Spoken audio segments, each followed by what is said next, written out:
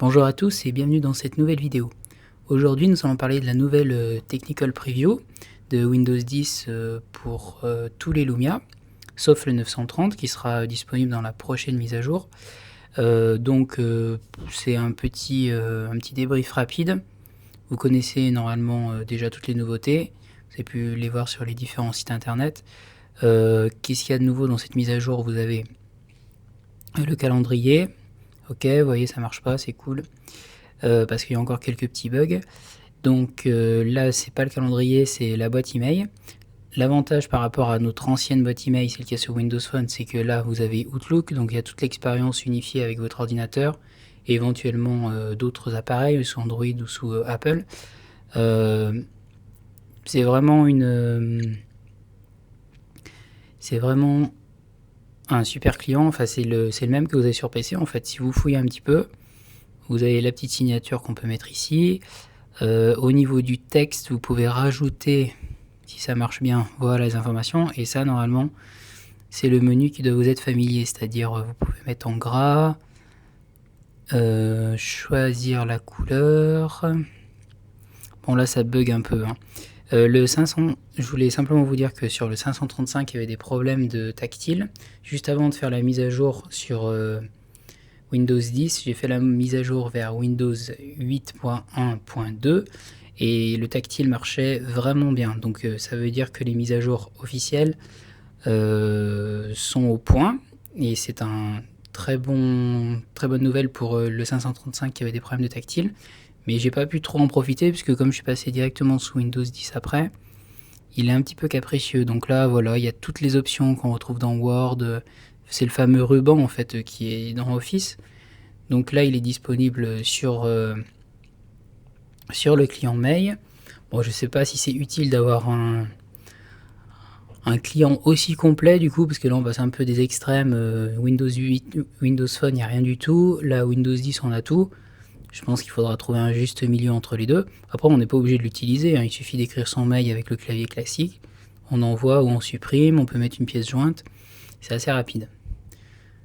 Donc, plutôt une bonne nouvelle pour le client mail. Ensuite, de l'autre côté, vous avez, s'il veut bien s'ouvrir cette fois, le calendrier. Donc, toujours Outlook, synchronisé avec vos événements. Donc là, j'ai mis 2 événements pour vous montrer.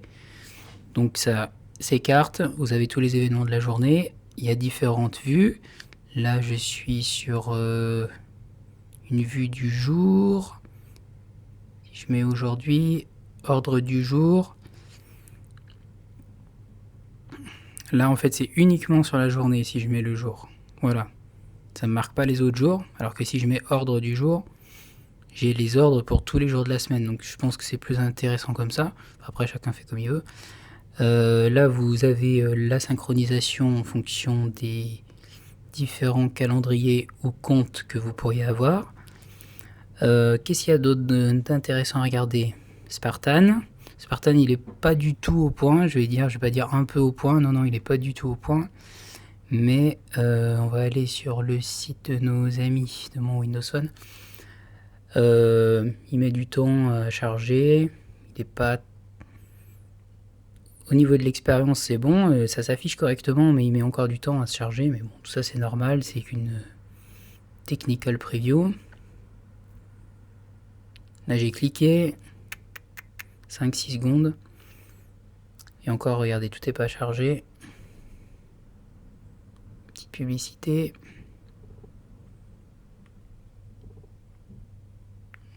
Là, on voit la barre de chargement. Ok. Là, c'est bon. Bon, ce navigateur, c'est une très bonne nouvelle parce qu'il sera vraiment à jour par la suite par rapport à Windows 10 et surtout pour concurrencer les autres navigateurs. Donc on oublie un peu Internet Explorer, mais pour l'instant, comme c'est une preview, il n'est pas encore très bien au point. Là, vous avez pu voir que j'ai ouvert plein d'applications et elles ne se ferment pas automatiquement. Elles se mettent tout en arrière-plan, donc je pense que ça aussi c'est un bug pour l'instant. Ça fait beaucoup de bugs et c'est pour ça que je déconseille les personnes qui veulent l'installer sur leur téléphone principal de le faire, parce que c'est assez embêtant. Si on va sur mon Windows Phone, il y a déjà des retours de cartes SIM qui ne fonctionnent pas. d'internet qui fonctionne pas. Pourtant, pour internet, je vais en profiter juste pour vous montrer. C'est toujours la même présentation. Enfin non, la présentation c'est grandement améliorée, mais les menus sont les mêmes. C'est-à-dire paramètres, sans filet réseau, cellulaire plus SIM. Vous activez les données, itinérance si vous êtes chez Free, pas d'itinérance chez les autres. Connexion 3G, paramètres. Et c'est ici que vous ajoutez l'APN internet que vous devez demander à votre opérateur. Ou si vous êtes un peu malin, vous pouvez le trouver sur internet.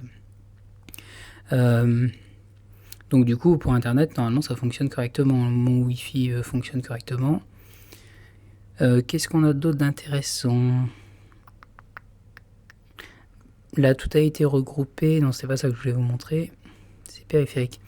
Là, on a regroupé les éléments Bluetooth, c'est-à-dire qu'on va pouvoir mettre un clavier maintenant et une souris. Projeter son écran, c'est pour les personnes qui veulent le projeter, par exemple, sur leur ordinateur portable, pour faire des vidéos. Moi, j'avais déjà essayé, mais c'était pas trop au point. Et là, j'ai essayé, mais ça marche plus du tout. Mais c'est normal, puisque c'est encore une technical preview. Mais à terme, ça sera sympa de synchroniser sur les écrans, sans être obligé d'utiliser les dernières technologies propriétaires. Là, avec un câble USB, ça fonctionne. Donc même avec un vieux PC, ça fonctionne.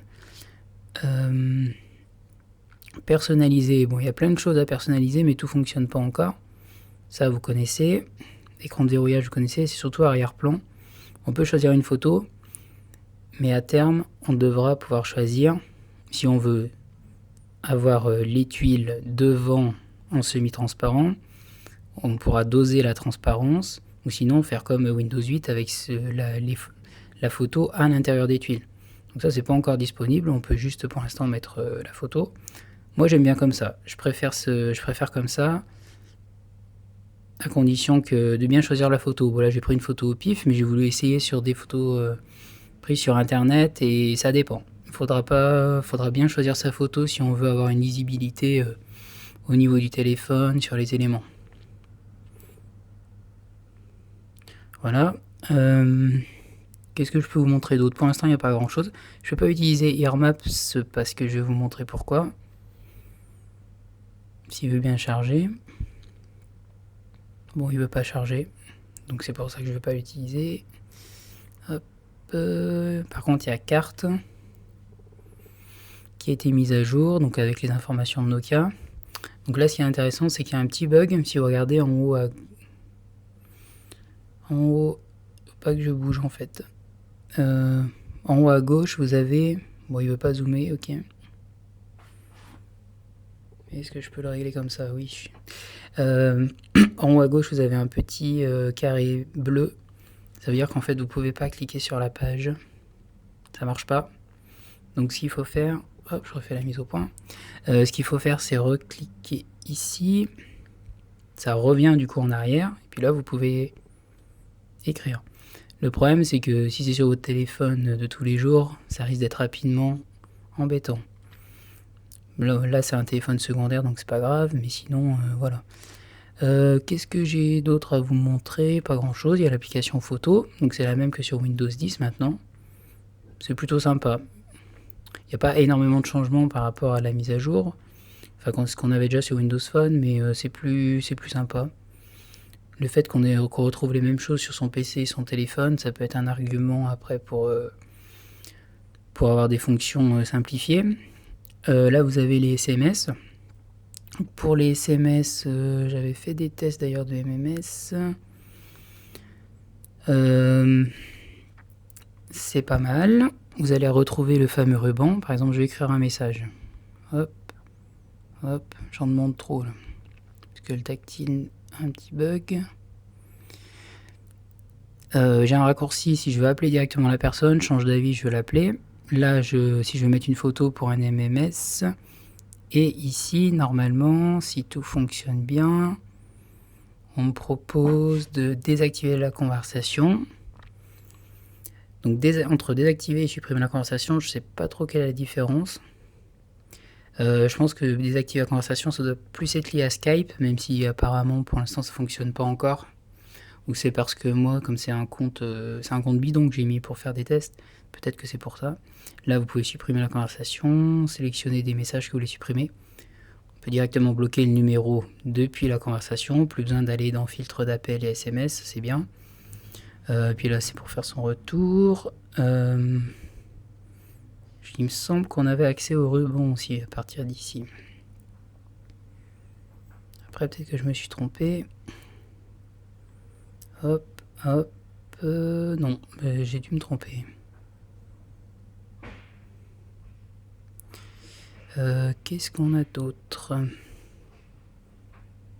Je vais vous montrer autre chose sur cette page, mais je sais plus ce que c'est.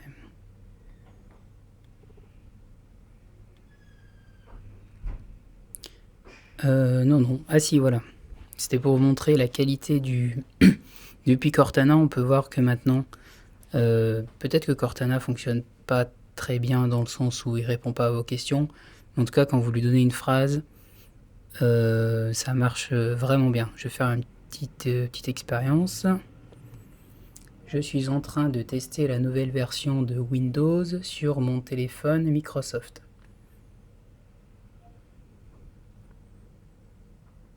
Aucune faute. Bon, faut pas oublier de rappuyer sur le micro après, sinon il continue de vous écouter et de retranscrire. Mais en tout cas, ça marche nickel.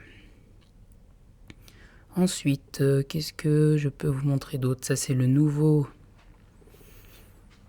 hub pour ses contacts. En fait, c'est le même que l'ancien, sauf qu'avant, vous aviez contact qui prenait toute la page, Quad 9 qui prenait toute la page et groupe qui prenait toute la page, donc il faut les faire comme ça. Maintenant, c'est sur la même page. Vous n'avez plus besoin de bouger, c'est direct. À la limite, vous faites comme ça, c'est plus simple. Et je trouve que c'est plus dans l'esprit Windows 10. Je pense qu'il y a pas mal de choses qui vont sauter par rapport à l'ancienne expérience sur le design, parce qu'il y a des choses qui n'ont plus lieu d'être. Là, par exemple, on a cette interface qui est Windows 10 maintenant. Se retrouver après Windows 10 et hop, je me retrouve sur Windows Phone d'un coup. Ça va pas, il va falloir changer tout ça, mais c'est déjà tout prévu. C'est simplement qu'on est sur une version de test. Est-ce que j'ai vraiment d'autres choses pertinentes à vous montrer? Je ne sais pas. Je ne pense pas pour l'instant. En tout cas, c'était pour vous donner une idée. Si vous posez la question de savoir si vous devez l'installer sur votre téléphone principal, je vous le déconseille. Après, vous pouvez faire comme vous voulez. C'est juste que si ça ne fonctionne pas, ça risque d'être embêtant pour vous. Heureusement, il y a quand même un utilitaire pour repasser sous Windows Phone après, mais vous aurez juste perdu 2 ou 3 heures à vous embêter pour rien. Si vous avez des questions, vous pouvez les poser dans les commentaires. Et puis, si vous avez des critiques, vous pouvez aussi les mettre dans les commentaires. Parce qu'il y a un hub dans la mise à jour où on peut faire remonter des critiques. Moi, je sais que je vais déjà en faire remonter. Donc, si vous avez aussi des idées, n'hésitez pas à les poster dans les commentaires. Voilà, je vous dis à bientôt pour une nouvelle vidéo. Ciao!